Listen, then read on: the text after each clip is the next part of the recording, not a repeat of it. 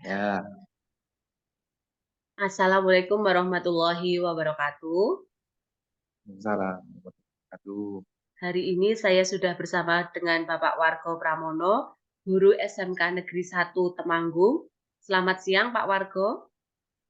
selamat siang, Bu. Ya. Sudah Ini, sore. ya udah sore lama tidak jumpa Pak. Gimana kabarnya Pak? Ya, alhamdulillah baik. Bagaimana Bu Anita, sehat juga? Alhamdulillah. Sehat, Bu. Ya, Ini saya akan menanyakan beberapa hal Pak kaitannya dengan tugas PPG saya.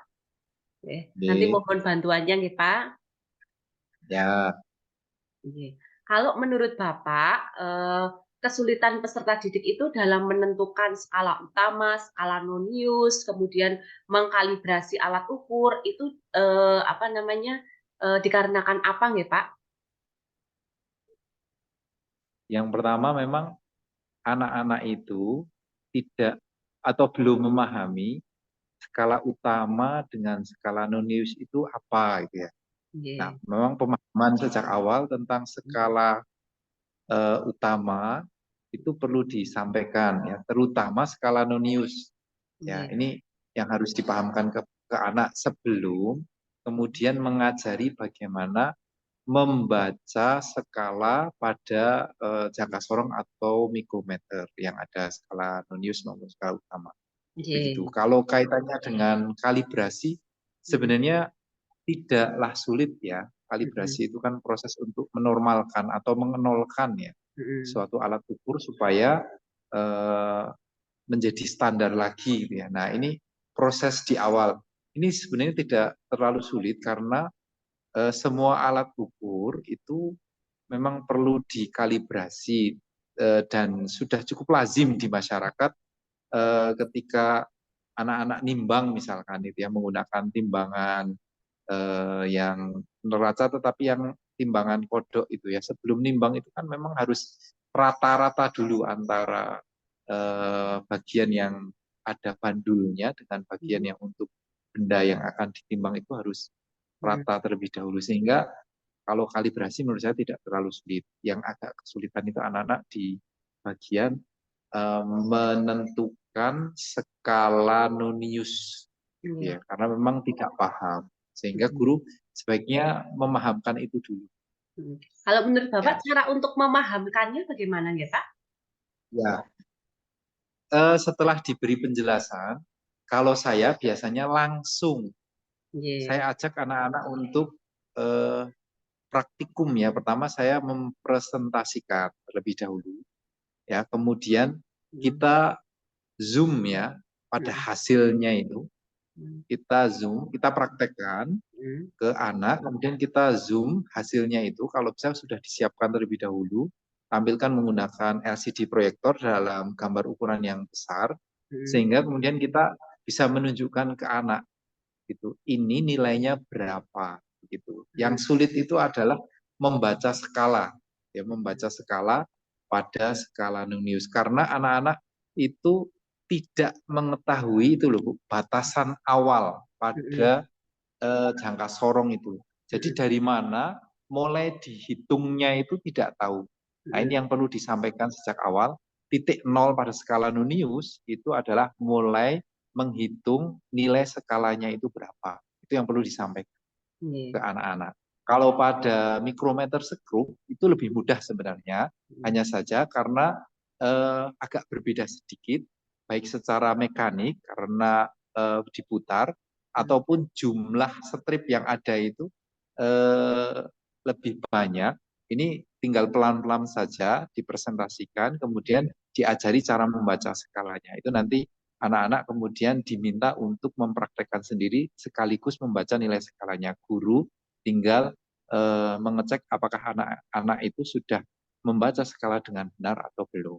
Kalau belum ya kita beri penjelasan yang atau kita koreksi, kita evaluasi, kita beri apa nilai yang betul seperti apa. Nggih. Kemudian kalau Kira-kira itu menurut Bu. jenengan, alternatif solusinya untuk mengatasi kesulitan anak itu dengan apa, Pak? Alternatif solusinya. Saya, ya Nggih. saya biasanya begini, anak-anak tak minta untuk memfoto Mhm. pada bagian nilai skala itu saya Mhm. foto. menggunakan HP. Nah, kemudian hasil pada foto itu digambarkan. Nah, saya minta begitu, anak digambar di buku dengan zoom yang cukup maksimal. Kemudian baru saya minta anak-anak untuk menentukan nilai skalanya itu atau nilai pengukurannya berapa. Kalau ada perbedaan antara gambar dengan membaca nilai skalanya, kemungkinan besar anak itu belum paham. Nah, kalau sudah bisa membuat gambar yang sesuai dengan nilai yang sebenarnya, gambarnya itu betul ya. Nanti di bagian mana skala Nonius itu garis yang lurus juga yang betul. Kemudian proporsional letaknya di mana, di bagian mana pada batasan atau nilai 0 itu batasannya apakah bergeser ke kanan dikit atau pas di tengah-tengah itu tepat, maka bisa dipastikan anak-anak itu sebenarnya sudah memahami. Tapi kalau belum, baik di batasan nilai 0 itu belum belum sesuai dengan nilai komanya atau skala nulisnya itu belum sesuai, maka bisa dipastikan anak-anak belum mengetahui cara membaca pada skala nonius pada mikrometer maupun pada jangka sorong. Makanya saya minta alternatifnya itu di foto, kemudian di zoom, kemudian tunjukkan kepada saya ini berapa nilainya, begitu. Kalau anak sudah bisa membaca nilainya, kemungkinan besar anak itu sudah bisa memahami, begitu. Kemudian model pembelajaran yang efektif untuk mengatasi kesulitan itu menurut Bapak apa, Pak?